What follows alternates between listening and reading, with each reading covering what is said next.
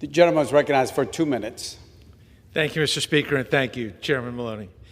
Mr. Speaker, I rise today in support of H.R. 302, sponsored by my friend and colleague from Virginia. 3 out of 4 of my grandparents were career federal servants. I represent more federal employees than any member of Congress.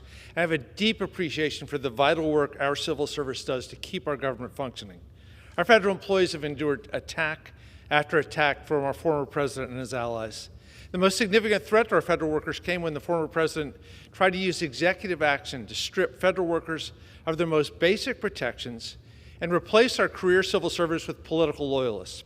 His rule would have made a huge number of federal employees fireable by any future president, overturning a century-old system put in place by Congress to prevent this politicization. Congress passed the Pendleton Act 139 years ago, through Democrats and Republican presidents all those years, to require civil service to be politically independent.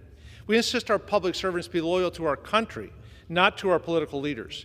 We demand integrity, competence, and experience, not partisanship and ideology.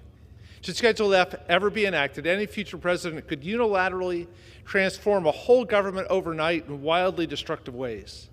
The bill we're about to vote on would prevent something like Schedule F from ever becoming law.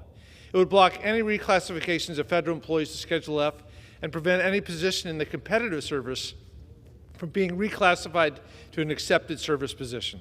This bill is essential to keep federal employees from being used as political bargaining chips and protects the careers of thousands of civil servants and their families, along with the legitimacy of the institutions under which they serve. Thank you, Mr. Speaker. I yield back. Gentleman from Virginia yields back. Gentlewoman from New York reserves.